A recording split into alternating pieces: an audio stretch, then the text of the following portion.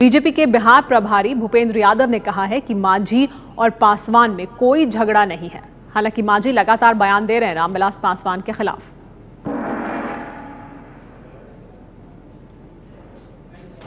हमारे साथ हैं बीजेपी के बिहार के प्रभारी भूपेंद्र यादव जी।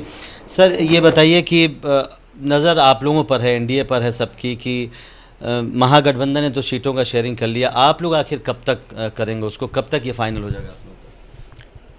हमारी बातचीत चल रही है और बातचीत होने के बाद सभी पक्षों से सभी विषयों पे बातचीत चल रही है और सही समय पे हम लोग इसका निर्णय कर देंगे।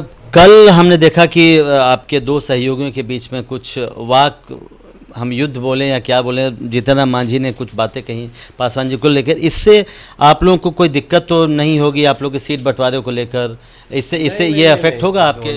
दोनों ही बहुत वरिष्ठ नेता हैं और रामविलास जी के पास केंद्र का और राष्ट्रीय राजनीति का और सब विषयों का काफ़ी अनुभव है और मांझी जी का भी एक सार्वजनिक जीवन की बहुत बड़ी छवि है। और आज के समय में बिहार में एक गरीब व्यक्ति के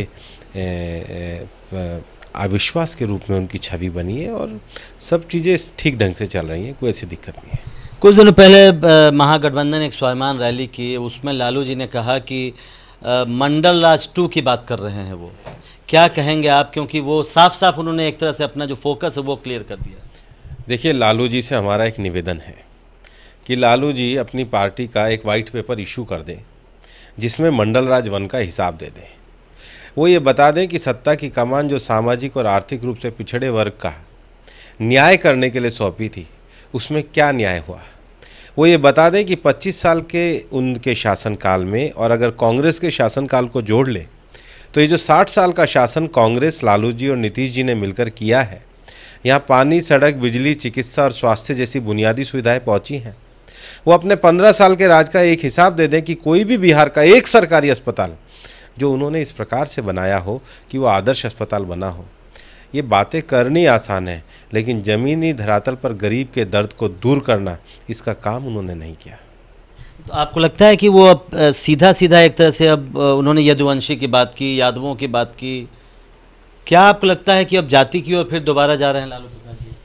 देखिए, सब लोग समझदार हैं और वो बात इसलिए कर रहे हैं कि लोग तो प्रश्न कर रहे हैं, यादव भी तो प्रश्न कर रहे हैं कि आखिर आप लोगों ने सामाजिक न्याय के नाम पर जो शासन किया है, तो 25 साल में बिहार में सरकारी नौकरियां भरी नहीं गई।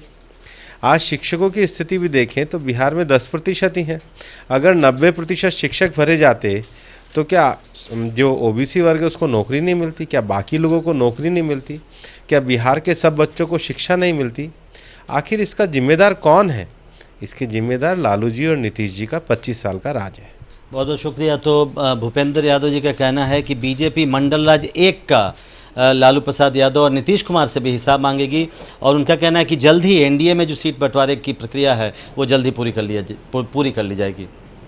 प्रशांत, एबीपी न्यूज़, दिल्ली।